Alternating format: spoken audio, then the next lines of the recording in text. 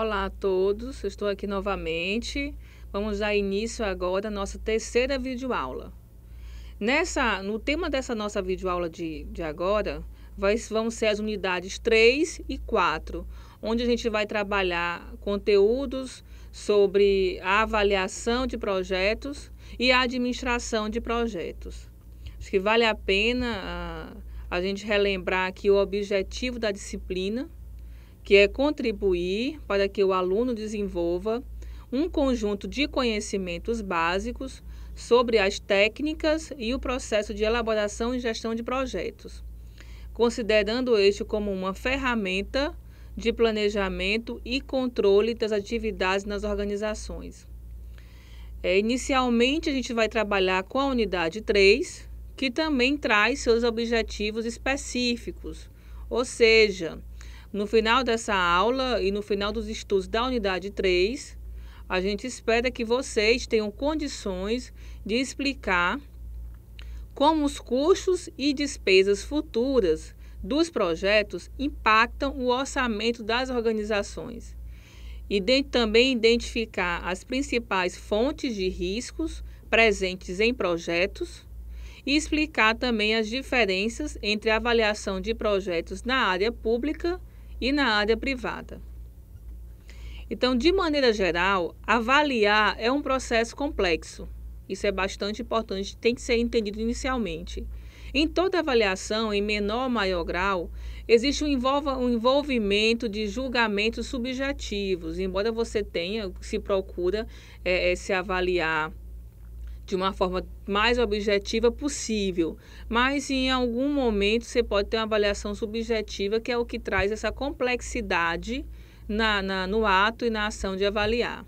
Então, a avaliação de projetos também é um processo complexo. A gente vai decorrer no final, no decorrer dessa videoaula, entender como é que seria para minimizar essa complexidade e ter critérios e parâmetros mais objetivos para se fazer essa avaliação. Existem basicamente dois grandes grupos de critérios utilizados na avaliação de projetos.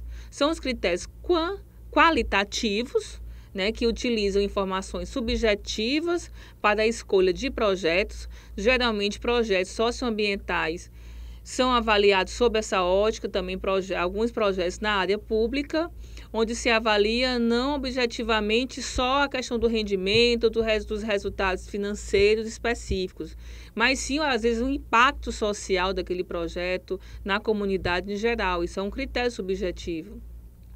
Critérios quantitativos, um outro grupo de critérios utilizados na avaliação de projetos, que se diz respeito a utilizar dados e informações objetivas para analisar esse projeto, para fazer essa avaliação de projeto.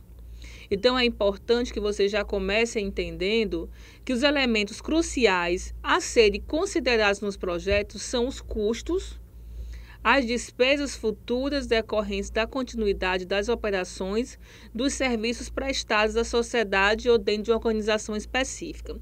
Eu vou trazer um exemplo para vocês visualizarem esse conceito, o que seria esse custo de operação. Então, vamos dar um exemplo na área pública. Você tem um projeto para estruturar, para implantar um novo hospital. Então, você consegue esse recurso, talvez de uma forma não tão complicada, você faz o projeto, aprova, tem um recurso para construir, para equipar, tudo bem. Aí qual foi o objetivo? Estruturar um novo hospital no município X. Então, o projeto encerrou ali. Então, para eu manter esse hospital funcionando, fazer ele funcionar, você tem diversos outros custos, inclusive com contratação de mão de obra, pagamentos de salários, de conta de água, luz, para se manter essa prestação de serviço funcionando, equipamentos, materiais específicos. Então, na análise inicial de se implantar ou não um projeto, é preciso que se analise também como é que eu vou deixar esse produto, esse serviço funcionando. Porque não adianta eu estruturar, eu implantar, eu fazer uma grande obra de um hospital no município e não ter condições e não ter recursos previstos para eu poder deixar ele funcionando. Vai ser uma obra que não vai ter nenhum objetivo concreto, né, de prestação de serviço realizado. Então, assim, cabe dizer que projetos viáveis são aqueles que apresentam indícios de serem sustentáveis no futuro. Então, essa análise de viabilidade, de continuidade, ela tem que ser feita, então, não só na área pública, como também na área privada.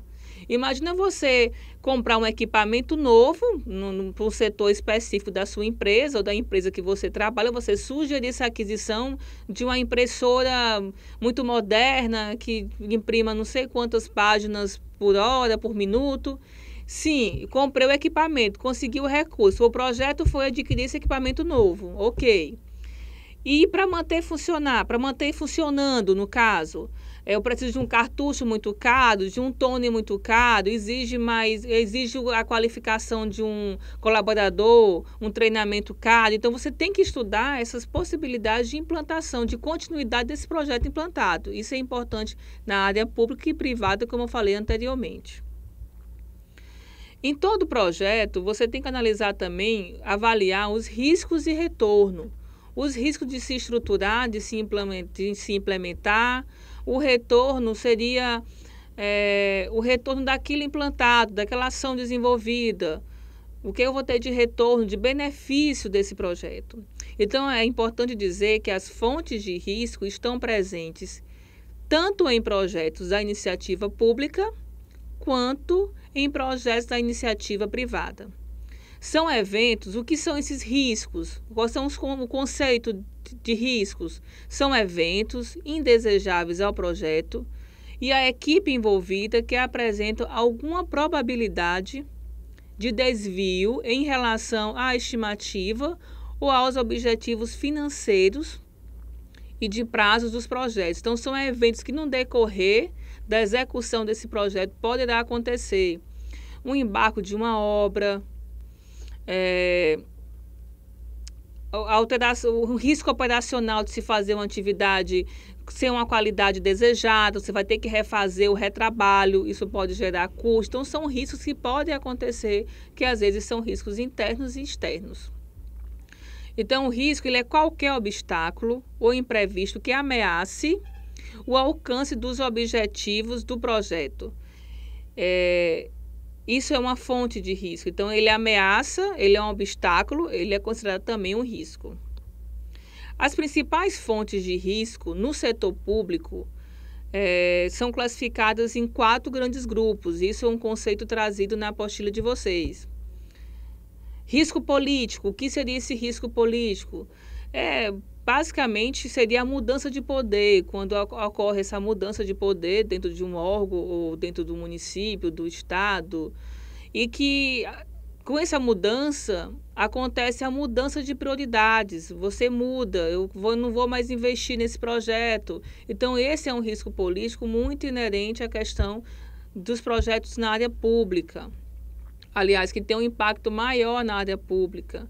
Eu tenho um risco jurídico, que é a questão dos embargos, dos resultados negativos de algum processo jurídico, que isso também é muito inerente à questão pública. O risco financeiro é que eu fiz uma previsão de arrecadação, de impostos, de receitas, e no final eu não vou ter aquele recurso para concluir. Isso é muito sério e muito complicado no que diz respeito também à área pública, porque eu já tenho um investimento realizado e se eu parar aquela obra ou aquele desenvolvimento daquele serviço específico, o recurso que eu já coloquei não vai ter retorno. Então, tem que ser feito todo esse levantamento, essa previsão orçamentária para evitar esses riscos financeiro, né, de ter que parar um projeto no meio já com o dispêndio de recurso realizado. O risco operacional é quando às vezes eu não tenho uma equipe competente, eu não consigo alcançar o resultado desejado com a qualidade planejada, especificada, então eu vou ter um retrabalho na operação. Aí eu pergunto a vocês, e no setor privado? Eu tenho os mesmos riscos? Sim, às vezes de uma forma de impactos diferenciados, mas eu tenho risco político. Eu posso ser uma empresa privada que presta o serviço para um determinado órgão público, alguma coisa desse sentido. Então, às vezes a mudança de governo, a orientação, o plano de governo, ele traz uma mudança de alíquota, de arrecadação de impostos, e isso pode impactar, sim, o meu projeto na área privada. O risco jurídico também você encontra, no caso que a gente trabalhou anteriormente, o projeto de se construir um prédio, eu posso ter um risco jurídico, ter um problema de embargo de obra, não consegui uma licença específica, tive um problema trabalhístico, são riscos jurídicos também. O risco financeiro é de eu estar prevendo uma receita da minha empresa, que eu vou investir parte dela no projeto e não consegui, mudança de venda, mudança de arrecadação de lucro da empresa. Então, também tem o risco financeiro. E também temos o risco operacional. Então, a gente vê que, de uma maneira ou de outra, esses 4 grupos de riscos, eles podem impactar tanto projetos na área pública como projetos na área privada. Um outro termo que a apostila traz para vocês é a análise de projetos alternativos. O que seria essa ação, essa atividade? Então, os métodos de avaliação de projetos servem para verificar como se comportam as opções entre diversas possibilidades ou caminho de decisão. Essa análise de alternativa, eu posso, lá na minha fase de iniciação, conceituação, quando eu estou vindo de um problema, de uma oportunidade, de uma ideia, eu posso, nas minhas primeiras discussões, entender ou definir algumas possibilidades de projeto.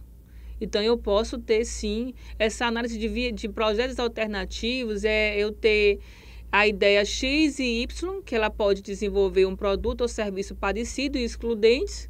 Então, eu vou ter opções, são opções, alternativas de escolher em que projeto, em que ideia eu vou fomentar esse planejamento mais detalhado, eu vou apresentar esse plano e que ideia eu vou realmente implementar. Então, são projetos alternativos, são ideias alternativas. É importante que tenha essas possibilidades, né? Isto é, que sejam propostas opções pelos técnicos responsáveis pela preparação dos projetos.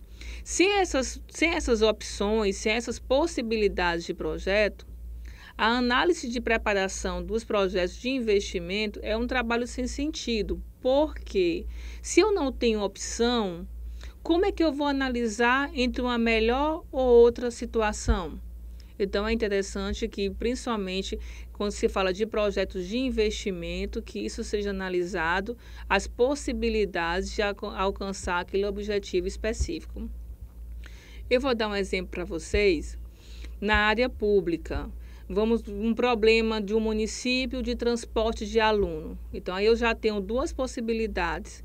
Eu posso contratar esse serviço terceirizado de transporte e eu posso adquirir veículos. Então, o que é que tem que ser feito? Projetos alternativos, onde você vai detalhar essa questão da viabilidade financeira, se é a qualidade do serviço que eu estou pretendendo, se isso vai atender realmente a necessidade daquele município. Então, você tem aí, no mínimo, 2 opções de projetos para ser avaliado. Isso que ilustra o conceito de projetos alternativos. Na análise de projetos alternativos, existem alguns métodos de avaliação que servem para verificar como se comportam as opções. Para isso, é necessário que haja possibilidades, sejam propostas opções pelos técnicos, pela preparação dos projetos. É importante você saber que a noção de alternativas está presente em todos os estágios de um projeto. Vamos lá. Na etapa inicial do projeto, ela pode estar presente várias ideias que a gente vai analisar naquela parte inicial de discussão com a equipe técnica, o que mostrará algumas opções possíveis. Então, aquelas reuniões iniciais podem sim gerar alternativas de projeto. Uma outra fase que você tem que ter alternativa, na fase de discussão do planejamento, é onde eu vou detalhar se esse projeto é viável ou não. Aí eu vou analisar os prazos, os custos, as atividades críticas. E também numa etapa posterior, quando você tem os primeiros cálculos nessa questão financeira. Então, eu vou entender que se o projeto inicialmente parecia uma ideia muito boa e depois, quando eu fui ver realmente o quanto que custa, o prazo que demora para executar, eu vou entender que ele também não é inviável. No caso lá que eu falei inicialmente, no exemplo da prefeitura com os ônibus de transporte público, eu posso entender que o serviço de terceirização é muito caro. Então, isso vai depender, vai vir de cálculos, eu não posso testar essa ideia do nada, então tem que ter essa análise financeira mais detalhada. Uma vez claro, essa questão das análises, feitas essas análises, a questão é saber como encontrar as alternativas e como escolher a melhor. Então, é importante que seja feito um trabalho de equipe. Acho que a equipe consegue ter uma visão melhor, com ideias de diferentes áreas de conhecimento, do que uma análise unilateral, única, e eu mesmo decido que é o melhor projeto. É mais complicado. É importante que a gente entenda que existem algumas diferenças na avaliação de projetos na área pública e privada. No privado, a preocupação maior é a rentabilidade do projeto. E o que esse projeto vai gerar de valor para os acionistas, para os investidores, para os financiadores. E na área social, lógico que tem essa preocupação com custo, com previsão orçamentária, até é legal, isso é necessário. Mas a preocupação central, ela está relacionada com os resultados que esse projeto pode trazer para toda a comunidade. Em relação à unidade 4, que trata da administração de projetos, é importante se destacar que o perfil, a competência, a qualificação da equipe de projeto, ela é fundamental para que os objetivos inicialmente previstos, sejam alcançados de maneira satisfatória.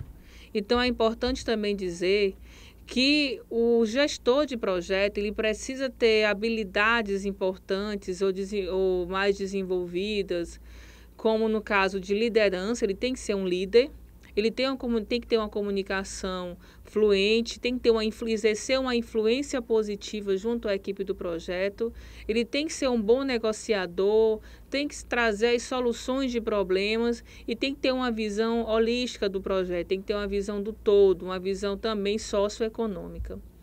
Então, é importante destacar da unidade 4 que o desempenho dos administradores e gestores de projetos públicos e privados depende fundamentalmente deles mesmos, do amparo jurídico legal e da equipe de profissionais disponíveis ou que venham a contratar para trabalhar nas tarefas de transformação de recursos em produtos ou no objeto especificado no escopo do projeto.